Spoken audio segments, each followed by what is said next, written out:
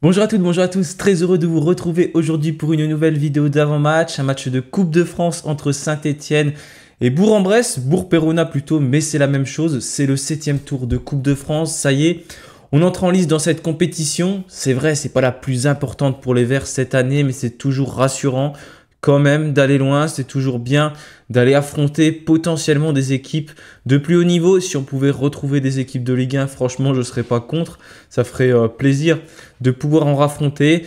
C'est donc une rencontre qui ne va pas être non plus hyper facile parce que c'est quand même une Nationale 2 qu'on affronte. C'est pas non plus un niveau qui est très très loin du coup de celui de Saint-Étienne parce qu'il n'y a que 2 divisions d'écart.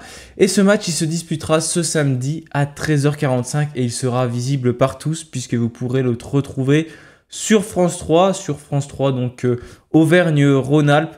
On n'est pas très loin de Saint-Étienne non plus, hein, parce qu'on est dans l'Ain. C'est un peu un petit derby, j'ai envie de dire. En tout cas, pour ce match, les places se vendent bien. Il y a beaucoup de supporters qui seront attendus. On imagine que le stade sera plein aussi de supporters stéphanois. Le parquage est complet. Il y a 500 places et tout a été pris. Il avait été un petit peu abîmé, ce parquage, on peut le dire quand même, lors du dernier match de la saison dernière entre Nancy et Bourg-en-Bresse, parce qu'il y avait eu des débordements du côté des supporters nancéens qui sont malheureusement qui étaient descendus aussi en National 2 et finalement se sont maintenus en National.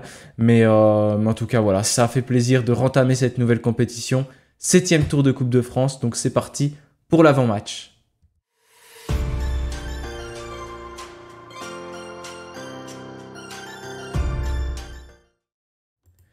Et oui, les Verts entrent en lice tout simplement dans cette compétition. Pas évident de faire vraiment la présentation d'avant-match parce que malheureusement Bourg-en-Bresse n'est pas en Ligue 2 ou en Ligue 1, donc j'ai pas forcément tous les visuels. Mais déjà au niveau de la Nationale 2, ils sont descendus la saison dernière, ils évoluent encore en National comme j'ai dit tout à l'heure. Avant, pour l'instant ça se passe très bien pour eux dans ce championnat. Parce qu'ils sont tout simplement premiers au classement. Donc voilà, Bourg-en-Bresse qui compte 17 points, qui est bien lancé. Une équipe qui est donc en pleine confiance et qui ne va donc pas avoir peur d'affronter Saint-Étienne. Ils n'ont rien à perdre sur cette compétition. Eux, ils veulent aller le plus loin possible. C'est plutôt nous qui avons la pression sur ce genre de match.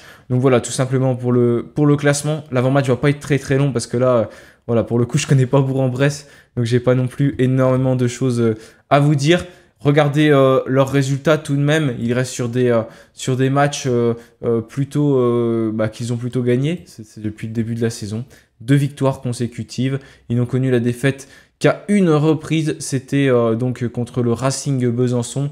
Sinon, ils n'ont jamais perdu de la saison, ce qui leur permet tout simplement d'être bien classés. Donc on voit que c'est une équipe qui est totalement en pleine confiance, une équipe qui n'a donc pas peur bien sûr d'affronter Saint-Étienne, qui va jouer avec ses armes, qui va tout simplement avoir pour objectif de poursuivre cette aventure, rien à perdre et donc c'est un beau match qui les attend. Justement, Laurent Batles, lui, est passé en conférence de presse, il a annoncé les absents du côté de Saint-Étienne, donc comme vous pouvez le voir, il y en a pas mal, déjà Gauthier Larsonneur n'est pas de retour.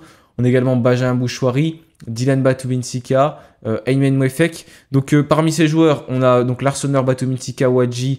C'est des joueurs qui sont malheureusement blessés, qui ne sont pas de retour tout de suite. On les espère peut-être contre Pau. Pas Larsonneur en tout cas, mais peut-être Wadji et Batubinsika. Sinon Sissoko, Amougou, Bouchouari, Mwefek, Sissé Eiki. Ça, c'est des joueurs qui sont en sélection nationale. Donc, ça fait quand même beaucoup d'absents. Il va falloir faire 100. Et on a Léo Petro qui est donc ménagé. En même temps, il joue tout le temps depuis le début de la saison. C'est normal, il ne doit pas jouer. D'ailleurs, il faut faire une sacrée revue d'effectifs dans le 11 de départ. Vous verrez, c'est pas évident de faire une composition, mais j'ai essayé de faire quelque chose pour changer quand même pas mal de joueurs. Et on a Mathieu Cafaro également qui est absent. Il a une gastro, mais de toute façon, je ne l'aurais pas mis du tout titulaire parce que, comme j'ai dit, il faut faire tourner, même si ça aurait pu être bien de l'avoir sur le banc, une arme potentiellement à faire rentrer en fin de match pour pouvoir changer les choses. Donc voilà ce que Laurent Batles a évoqué en conférence de presse au niveau des absents. Comme vous pouvez le voir, ça fait pas mal de monde. On va passer directement à la composition parce que j'ai pas grand chose à rajouter. Ça, c'est la composition probable, en tout cas celle que je peux voir côté stéphanois. Bon, comme je vous l'ai précisé, c'est pas facile à faire hein, parce que déjà, je connais pas forcément tous les joueurs qui sont dans l'équipe réserve et c'est pas facile de prévoir ce qui va nous faire Batles, comment il va aligner ses joueurs. Est-ce que ce sera un 4-3-3? Est-ce que ce sera un autre système de jeu? Bref, on peut pas vraiment prédire tout simplement ce qu'il va faire. Donc au niveau de la composition, j'ai mis Étienne Green-Oka. Je pense que c'est important de le faire enchaîner. Il en a malheureusement pris 5 contre Auxerre. Ça peut être très très bien pour lui de reprendre confiance sur cette rencontre. En tout cas, j'espère qu'il ne prendra pas de but. Et du coup, ça peut être une bonne opportunité de le mettre titulaire. Je ne vois pas mettre Mathieu Dreyer sur ce match-là, ni Boubacar Fall. Voilà, il faut permettre à Étienne Green de reprendre confiance. Et là, c'est l'occasion, j'ai envie de dire. Sur le côté gauche, j'ai mis Mahmoud Benteg. Léo Petro n'est pas là. On n'a pas un choix de fou. Après, je ne connais pas trop ceux de la réserve, comme je vous ai dit. Je mettrai Benteg à gauche. Dans la défense centrale, j'ai enlevé Briançon également parce que voilà, il faut le laisser se reposer.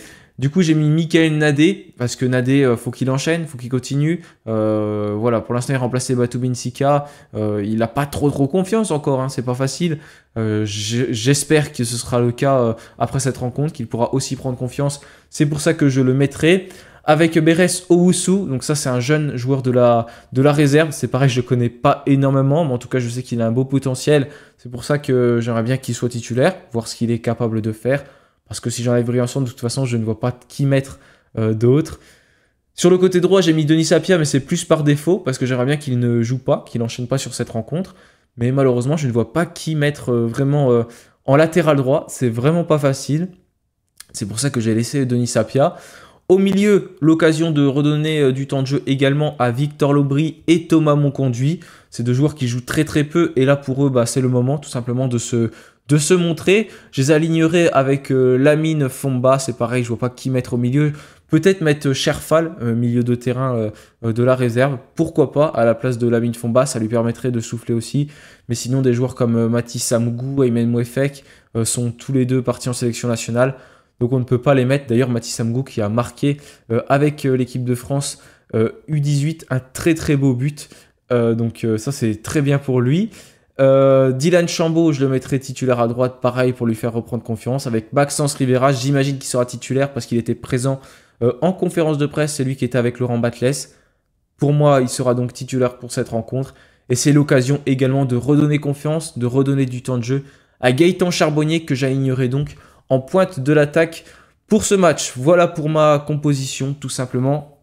Il peut y avoir beaucoup de changements, hein. J'imagine que Laurent Batles ne va pas forcément faire ce que j'ai dit, mais c'est vraiment pas évident de la prévoir avec tous les absents et puis savoir comment Laurent Batles va s'adapter, comment il va faire tourner, ce qu'il a vu, est-ce qu'il va mettre plus de joueurs de la réserve, plus de jeunes. En tout cas, c'est l'occasion pour eux de se montrer, l'occasion de faire tourner. Donc voilà, j'imagine une composition vraiment remanié de la part de Batles. De toute façon, il n'a pas forcément le choix avec tous les absents. Donc on peut s'imaginer voir des surprises. En tout cas, pour ma part, cette compétition n'est pas une priorité, c'est sûr. Mais en tout cas, ce serait vraiment malvenu de perdre contre une équipe de National 2. C'est le moment de prendre de la confiance. J'imagine que si on perd, ça peut faire juste l'effet inverse. Donc ce serait plutôt pas mal d'aller chercher une victoire et de continuer pour se qualifier au 8e tour et espérer arriver au 9e tour. Date d'entrée des équipes de Ligue 1. Voilà, merci à tous d'avoir suivi cette vidéo. Je vous remercie une nouvelle fois pour votre fidélité. Je vous souhaite une bonne fin de semaine. Et bien sûr, allez les Verts. Salut à tous.